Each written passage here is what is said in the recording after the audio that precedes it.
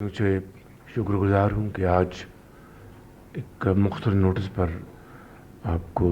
زحمت دی اور آپ تشریف لائے، بہت مہربانی۔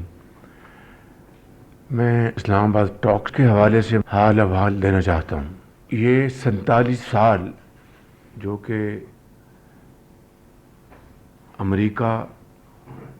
اور برادر ملک ایران کے درمیان آج تک جتنی بھی ملاقاتیں ہوئیں اعلیٰ ترین سطح پر، تو وہ ہمیشہ وہ انڈائریکٹ ٹاکس تھی، اور الحمدللہ یہ پہلا موقع ہے کہ اعلیٰ ترین سطح پر دونوں وفود ہماری درخواست پر پاکستان تشریف لائے، جس کے لیے میں اپنے انتہائی عزیز بھائی صدر ڈاکٹر مسعود پزشکیان کا بہت شکر گزار ہوں، اور اسی طریقے سے امریکہ کے صدر ڈونلڈ ٹرمپ کا بہت شکر گزار ہوں کہ انہوں نے ہماری دعوت کو قبول کیا، اور یہاں تشریف لانے سے پہلے 2 ہفتے کی سیز فائر کا دونوں طرف سے اتفاق کیا گیا، اور پھر یہاں پر پاکستان 11 تاریخ کو تشریف لائے دونوں وفود، اور پاکستان کو اس طرح اللہ تعالیٰ نے نہ صرف میزبانی کا، ثالثی کا اور امن کو دوبارہ قائم کرنے کا ایک ایسا موقع دیا جس کی تاریخ میں مثال نہیں ملتی، اور یہ عزت پاکستان کی اللہ تعالیٰ کے فضل و کرم سے 24 کروڑ عوام کی عزت ہے۔ یہ میری نہیں، آپ کی نہیں، یہ پاکستان بھر کے عوام کی عزت ہے، جو کہ شاید تاریخ میں کسی کو ملتی ہے۔ اس سے آگے بڑھتے ہیں کہ اسلام آباد ٹاکس میں گفتگو شروع ہوئی، اور اس طرح جو جنگ کے بادل منڈلا رہے تھے وہ خدا خدا کر کے پاکستان کو یہ موقع ملا کہ اس کو مستقل امن میں بدل دے۔ یہ بات ذہن میں رہنی چاہیے کہ دنیا کی تاریخ اگر آپ اٹھا لیں، اوسلو ایکارڈ، آپ جنیوا ایکارڈ لے لیں، گڈ فرائیڈے ایکارڈ لے لیں، اور اس طرح سوڈان کے اندر جو ایک خانہ جنگی جاری تھی، اور دوسرے علاقوں میں کئی ماہ سے لے کر کئی سال لگے جنگ رکوانے میں اور امن قائم کرنے میں، اور یہاں پر اسلام آباد میں یہ دونوں وفود تشریف لائے، اور 21 گھنٹے متواتر ان کی یہ گفتگو چلتی رہی، انڈائریکٹلی نہیں۔ یہ پہلا موقع ہے کہ دونوں وفود آمنے سامنے بیٹھے، میں اس کا گواہ ہوں، اور میں سمجھتا ہوں کہ اس کے لیے پاکستان کی قیادت نے دن رات محنت کی، اور یہ پاکستان کی پرخلوص کاوشوں کا نتیجہ ہے اللہ کے فضل و کرم سے کہ آج سیز فائر ابھی بھی قائم ہے، اور جس وقت میں آپ سے بات کر رہا ہوں جو کوئی معاملات کچھ تھوڑے بہت کہیں اٹکے ہوئے ہیں، ان کو حل کرانے کے لیے پوری کوشش جاری ہے۔ اس لیے میں سمجھتا ہوں کہ اسلام آباد پیس ٹاکس بذات خود ایک تاریخی واقعہ ہے۔ پاکستان کو ثالثی کا موقع ملا، میزبانی کا موقع ملا، اس انداز میں اور ان حالات میں کہ جب پوری دنیا کی معیشت ہچکورے کھا رہی ہے۔ آج جاپان کے وزیر اعظم کا فون آیا اور انہوں نے کہا کہ وزیر اعظم آپ کو میں مبارکباد دینا چاہتی ہوں کہ پاکستان نے ایک بڑا اہم کردار ادا کیا اور کر رہا ہے۔ اسی طریقے سے یورپ کے کئی سربراہان نے مجھے چند دن پہلے فون کیے اور انہوں نے پاکستان کی کاوشوں کو دل سے سراہا اور کہا کہ ہم کیا کر سکتے ہیں کہ یہ مذاکرات کامیاب ہو کر امن میں بدل جائیں۔ تو میں سمجھتا ہوں میرے بزرگوں، بھائی اور بہنوں، یہ جتنی بھی ہم محنت کرتے اگر اس خدا کو منظور نہ ہوتا تو یہ عزت پاکستان کو نہ ملتی۔ یہ محنت اس رب نے 24 کروڑ عوام ہمارے بزرگوں، بھائیوں اور بہنوں کی دعاؤں سے قبول کی ہے اور پاکستان کو اس حوالے سے یہ عزت ملی۔ میں یہاں پر ڈپٹی پرائم منسٹر جناب اسحاق ڈار صاحب اور ان کی ٹیم کو میں بھرپور خراج تحسین پیش کرنا چاہتا ہوں، جنہوں نے اس کے لیے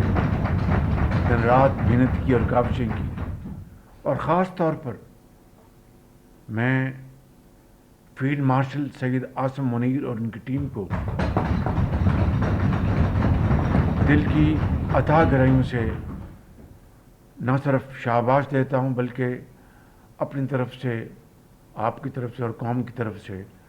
ان کو خراج تحسین پیش کرتا ہوں کہ ان کی فراست اور حکمت سے الحمدللہ یہ جنگ بند ہوئی اور عارضی سیز فائر پر اتفاق کیا گیا۔ میں گواہ ہوں ایسے لمحات کا، چونکہ بطور وزیر اعظم میری یہ ذمہ داری ہے کہ جو قومی راز جو ہیں وہ راز رہیں، لہذا وہ راز تو میرے دل میں دفن ہیں، لیکن میں اتنی بات آپ کو بتا سکتا ہوں کہ اس حوالے سے جہاں پر میں نے ڈپٹی پرائم منسٹر صاحب کا اور ان کی ٹیم کا ذکر کیا، وہاں پر فیلڈ مارشل اور ان کی ٹیم نے وہ راتوں کو جاگے، پوری رات جاگے ہوئے، اور بعض لمحات ایسے آئے، بات ٹوٹتے ٹوٹتے وہ جڑتی رہی۔ اس مالک کا ایسا خاص کرم ہوا، اور یہ ایسا ایک لمحہ نہیں ہے، کئی ایسے لمحات ہیں، کئی۔ اس والے سے میں آپ کو یہ بھی کہنا چاہتا ہوں کہ انسان کوشش کرتا ہے، محنت کرتا ہے، رب کے آگے جھکتا ہے، اس کوشش کو اور محنت کو قبولیت صرف اللہ تعالیٰ کی ذات دیتی ہے، انسان نہیں دے سکتا۔ اور میں یہاں پر یہ بھی کہوں گا، آپ کو علم ہے کہ ایران اور امریکہ کے جو وفود جن کی سربراہی ان کے vice president J D once کر رہے تھے، اور ایرانی وفد کی سربراہی ان کے اسپیکر محمد باقر غالباف اور جناب فارن منسٹر عباس عراقچی کر رہے تھے، ان دونوں وفود کے بیانات کو آپ دیکھ لیں، علیحدہ علیحدہ انہوں نے بیانات دیے ہیں، انہوں نے دونوں نے مشترک باتیں کی علیحدہ علیحدہ کہ ہم پاکستان کی میزبانی کے بے حد شکر گزار ہیں، اور انہوں نے پاکستان کی قیادت کی، پاکستان کی سیاسی اور عسکری قیادت کی بھرپور تعریف کی، اور انہوں نے کہا کہ ہم پاکستان کا ہم بے حد شکر گزار ہیں اور ان کی بہت مہربانی کہ انہوں نے اس معاملے میں بھائیوں جیسا کردار ادا کیا اور کر رہے ہیں. تو میں سمجھتا ہوں کہ دونوں وفود واپس گئے اور پاکستان کی میزبانی، پاکستان کا خلوص دل کے ساتھ ثالثی کا انہوں نے ذکر کیا. تو کہنے کا مقصد یہ ہے کہ الحمدللہ یہ مثبت اور تاریخی کردار یہ اللہ تعالیٰ نے آپ کے نام لکھا، پاکستانی قوم کے نام لکھا، پاکستان کی قیادت کے نام لکھا. اور میں سمجھتا ہوں کہ جہاں پر ہمارے اس وقت سر فخر سے بلند ہونے چاہیے، وہاں پر ہمیں انتہائی عاجزی کے ساتھ ہمیں اللہ تعالیٰ کے حضور شکر ادا کرنا چاہیے. اور جس طرح میں نے کہا کہ بڑے نازک لمحات کے اوپر ایک ایک قدم اٹھا کر آپ کی قیادت نے، ڈپٹی پرائم منسٹر نے، فیلڈ مارشل نے جس طرح یہ الحمدللہ یہ اپنا دو ممالک، یعنی آپ جانتے ہیں کہ 79 میں کس طرح وہاں پر ایک ریولوشن آیا، اور اس کے بعد یہ لمبی تاریخ میں نہیں جانا چاہتا. ان دو ممالک کو اللہ تعالیٰ کے فضل و کرم سے ہم نے، پاکستان نے ان کو بٹھایا. تو دیکھیے 47 سال سے جو ایک دوسرے کو دیکھنے کو تیار نہیں تھے، لیکن امن کے لیے، نہ جانے ہزاروں معصوم، لاکھوں معصوم جانوں کو بچانے کے لیے خدا نے پاکستان کو جو یہ موقع دیا، عزت عطا فرمائی. اور جس طرح میں نے کہا کہ ڈپٹی پرائم منسٹر اور فیلڈ مارشل نے جو کردار ادا کیا، تو میں سمجھتا ہوں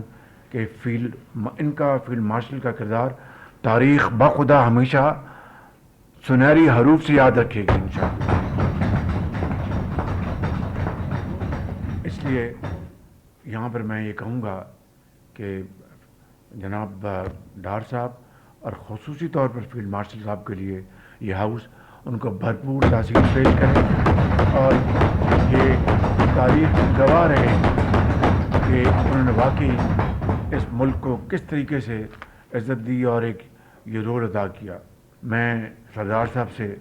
درخواست کروں گا کہ ہاتھ اٹھائیں اور دعا کریں، اور پاکستانی قوم سے درخواست ہے کہ وہ اس وقت دیر پا امن کے لیے ہماری جو کاوشیں جو ہنوز جاری ہیں ان میں برکت ڈالے. جی